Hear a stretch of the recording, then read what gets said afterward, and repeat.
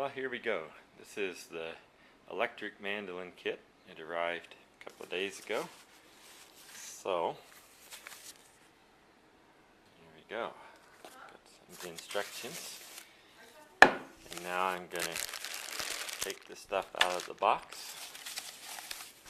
And then we'll get started.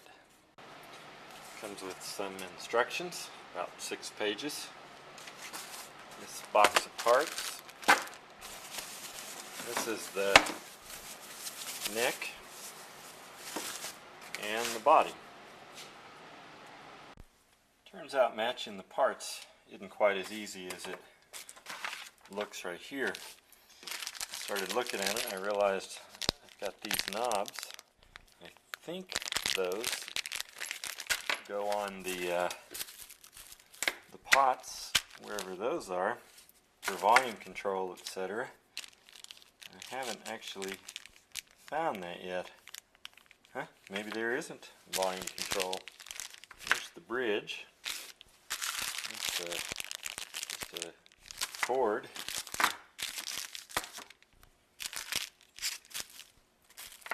Well, that would be something if there's no volume control.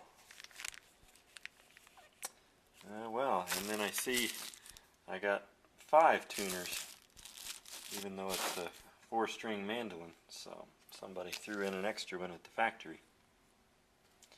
Oh, maybe the volume controls, oh yeah, here we go. So the volume controls are built into the body already. Guess that's safe. Yeah, there they are. So this is an ash color. I'm going to paint it. Not sure what color yet. I'm thinking like a fire engine red. So it's finished very nicely already, but I'm going to give it some color. This is the body, and I've just finished masking it, cutting little pieces of tape to fit in there. I know that's not necessary.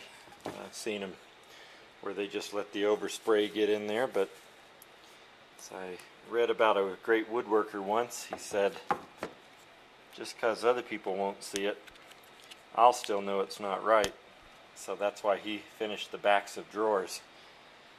So I'm going to do it here too. Hanging curtains. It's drop cloths really. And that's where I'll hang the body and paint it. So I've rough cut the headstock. I designed that using a couple of curves I found around. Just a couple of odd things that had a nice curve, and that's a rough cut, and then I'll sand it right here, and I've got my nice dust collection system rigged up there to keep the dust down, so hopefully I can paint yet today.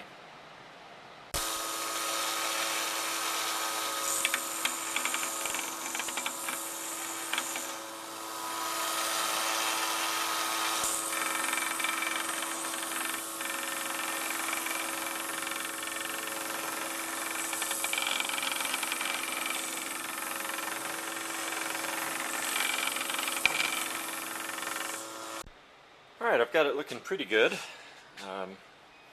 Got some places I can't quite get to with my belt sander. I'm going to try these. Might get a smoother finish. Now this was my dad's shopsmith.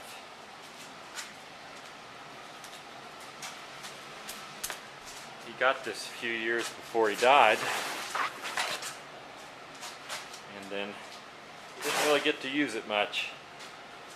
So after he died, I found plans for a cradle that he had bought for making one for Bobby's kids, which he never got to do.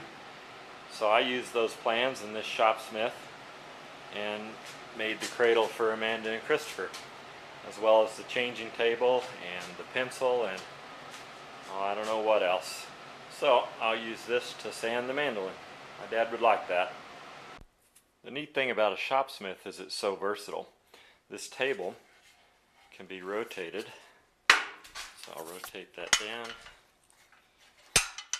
lock it in place. A little tough to do with one hand, but I want to show you how this works. And then come around here flip that lever.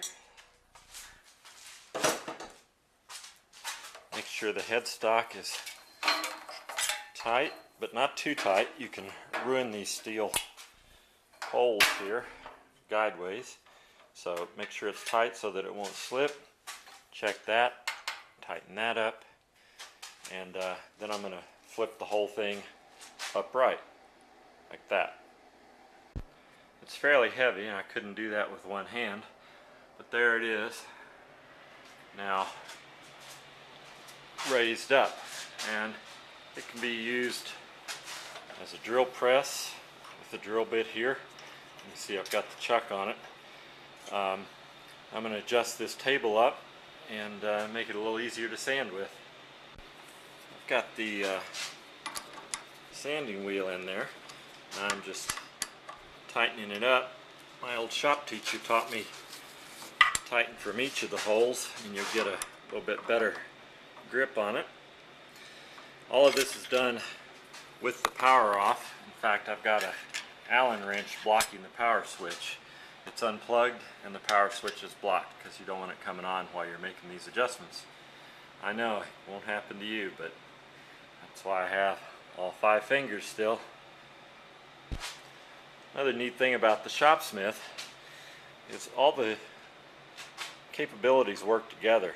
So while this is a drill press kind of motion, it also lets me put that sanding wheel down near the table. Now I think I'm going to put a piece of wood down so that if I accidentally touch it, I won't hurt my table, and also so that I can hang the mandolin neck off the wood a little bit.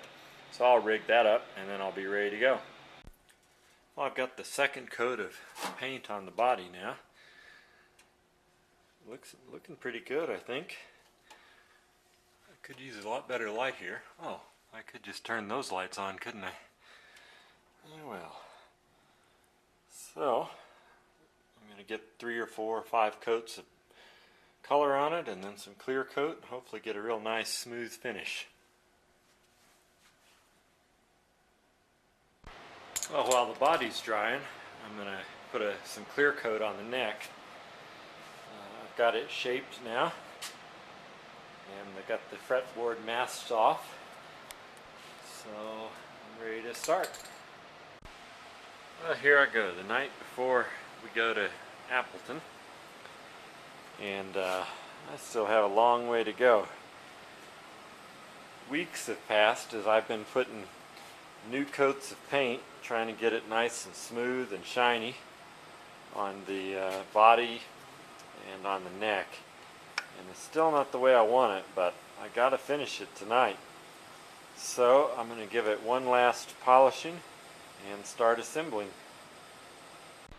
Well, it's not perfect, but I'm ready to assemble. So first thing is the jack, and that'll go right in there.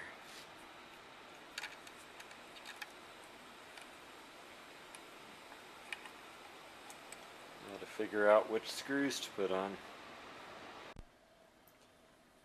Now I've installed the pick guard in the electronics.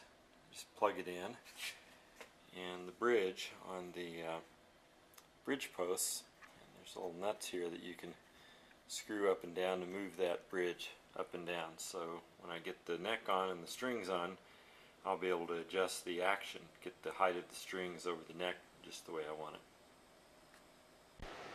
Now I'm installing the tuners. So each tuner goes in like that, and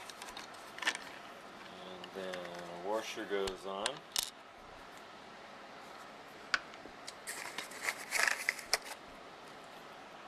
and then this threads in, screws down to tighten it up. I've installed the tuners, and this switch is going to hold down the first and second string to, it says, keep it from popping out of the nut when you're playing. Time to install the neck. It's going to go right there. Screws will come up through the bottom. Hopefully everything fits together just right. Well, I made a mistake. The instructions weren't real clear. this is wrong, and this is right, or these washers that go in here. So I fixed two. I got to pull these two off now and replace them. Well, I have it strung up. Not going to cut the ends off until I've tuned it and checked the action. That's how high the strings are. And I guess I'll be about done. Well, it's more or less in tune. Now let's see how it sounds plugged in.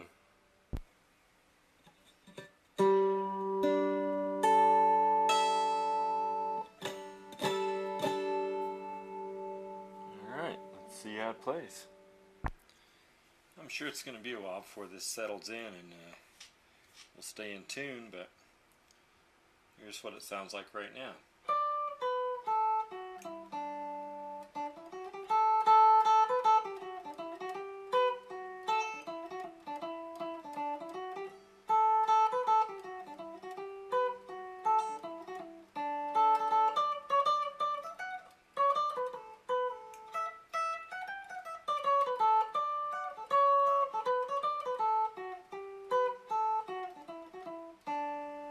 That's clean. Let's try some metal, some crunch.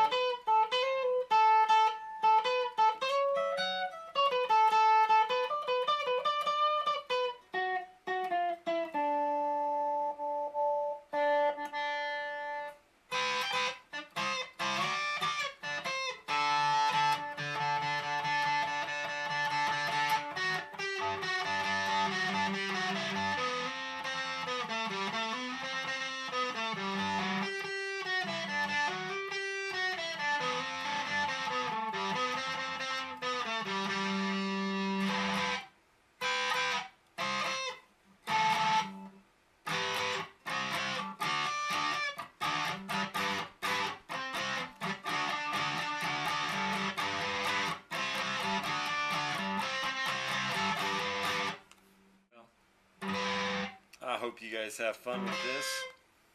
I had fun building it. And that's it.